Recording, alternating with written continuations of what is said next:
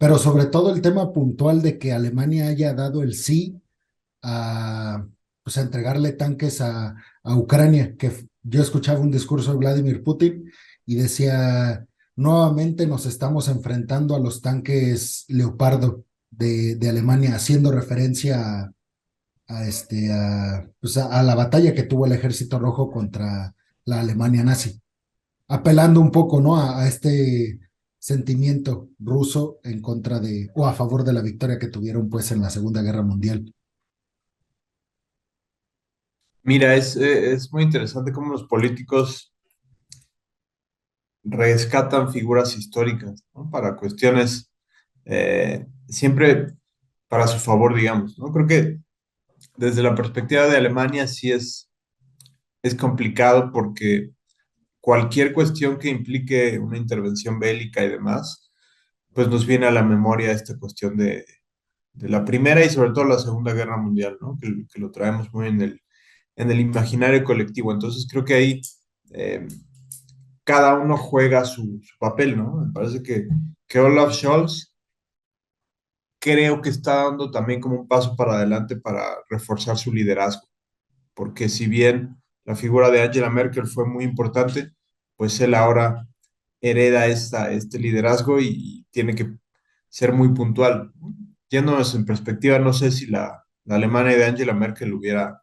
hecho esto. Creo que ella siempre era como muy cuidadosa a cada decisión que tomaba, pero pues actualmente lo hacen. Es inevitable tener esa referencia, entonces me parece que en la misma sociedad alemana, yo estaba leyendo que más o menos el 63% de las personas en Alemania, los alemanes y alemanas, impulsaban o querían que hubiera una negociación, no era tanto ir a las armas o darle armamento. Entiendo, esto empezó con Polonia, ¿no? Un poco, a lo mejor tú estás mucho más familiarizado con toda esta cuestión. Empezaron esta cuestión de que Polonia iba a mandar los tanques, Alemania tenía que dar este permiso porque era una reexportación, entonces, pues creo que Alemania, no solo el primer ministro, sino todo el gabinete ha estado como muy abierto a hacer esto. Entonces, me parece que si bien ya no es la Alemania nazi ni toda esta cuestión que se vivió a mediados del siglo pasado, pero siempre está como esta alerta de cuando Alemania se arma, algo complicado puede pasar. Y creo que yo también en la semana veía ahí algunas cuestiones de Stalin, un par de documentales y demás, y también ves la figura de alguien como Stalin, que el mismo Lenin decía, ¿no? Pues es que es alguien como muy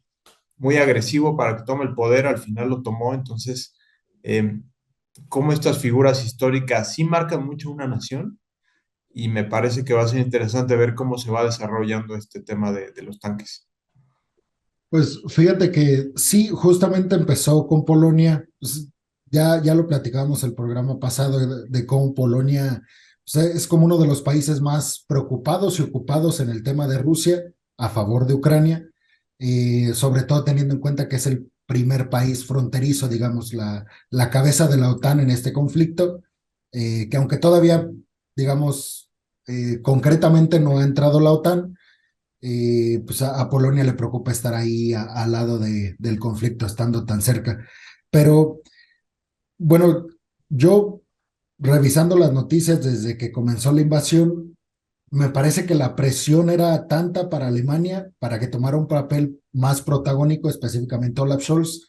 y me parece que aguantó mucho tiempo, porque, o sea, prácticamente un año, casi un año desde que comenzó la invasión y que Estados Unidos principalmente estaba presionando a Alemania como para que tomara el liderato del bloque europeo para ayudar a Ucrania. Se tardó mucho Olaf Scholz y si bien eso le trajo muchas críticas internas en Alemania, también le trajo muchos halagos, porque decían, bueno,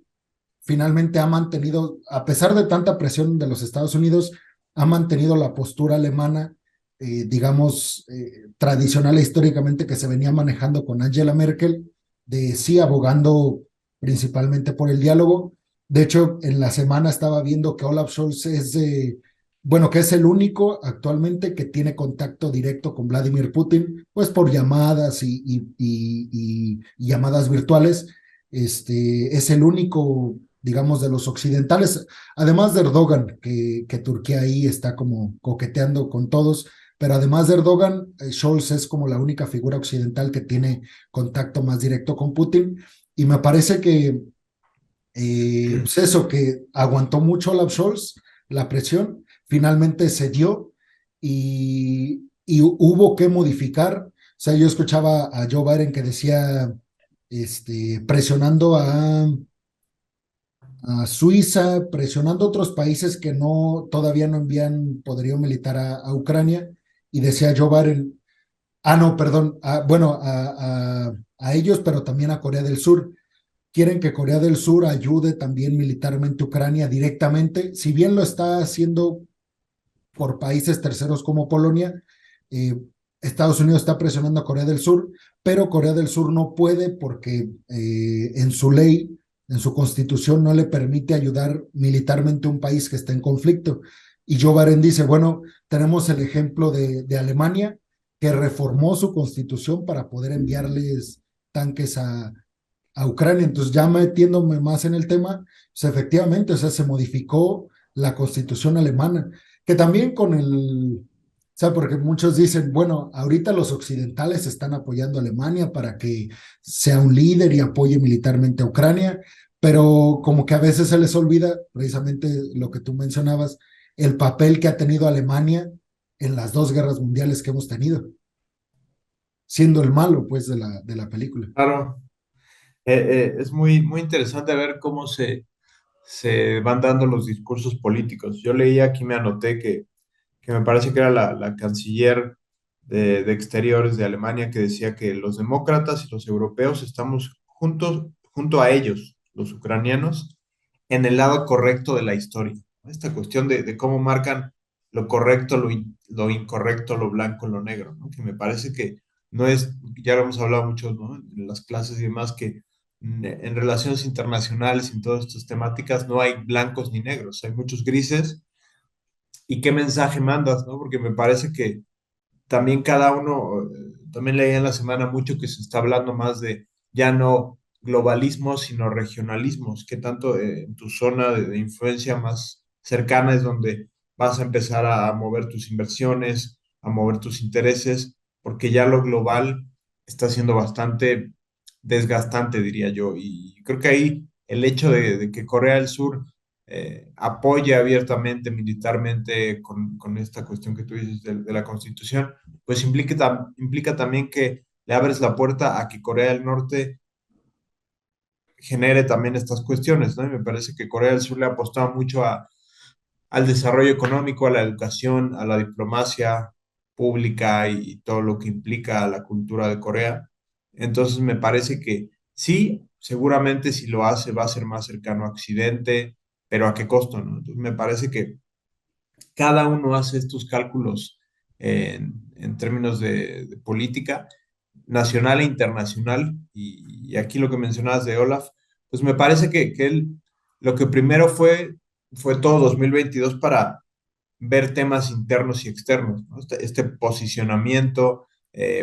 mientras Reino Unido el año pasado fue un caos y demás, pues también, por más que ya no esté en la Unión Europea, por el Brexit, todo esto que ha pasado, pues sigue siendo una potencia. Francia, que creo que venía muy bien, pero ahora en la semana que hubo toda esta cuestión de las marchas, que quiso, o la ley que está impulsando que se abra más la jubilación de 62 a 64 años. Entonces, pues cada líder europeo tiene que ver primero de manera interna, ¿no? Y creo que Olaf ya en un año ya se legitimó, es un político ya no es nuevo, ya es alguien que lleva mucho en la política alemana, incluso en temas europeos ya era alguien conocido, pero como tú dices, ya el hecho de que él pueda ser a lo mejor no un interlocutor, pero sí alguien que pueda dialogar o tomar el teléfono y seguir hablando con Putin, le da mucha credibilidad, porque creo que Macron se quiso colgar esa medalla, pero vimos que Putin le dio la vuelta, así que eh, me parece que Alemania sí, creo que son de esas sociedades que han logrado avanzar, que sigue habiendo muchos radicalismos nazis y está siempre esta amenaza, pero creo que Alemania ha sido muy inteligente en poder renovarse a pesar de su pasado bélico, militar y sobre todo un pasado muy turbio por todo lo que ha sucedido y me atrevo a decir que el tema nazi es lo más estudiado, cubierto por los medios y gente que a lo mejor no conoce muchos de estos temas, le hablas de nazi o de Hitler y lo conocen. Entonces me parece que es muy difícil quitarte esa playera, digamos, de estos liderazgos, pero Alemania creo que a través de su economía, su política, el legado de Merkel le ha dado la vuelta. Entonces yo creo que van a ser muy cuidadosos en decir sí, apoyamos, ya estamos entrando un poco más al tema militar, pero con estas reservas que la historia pues, no miente, ¿no? Está ahí.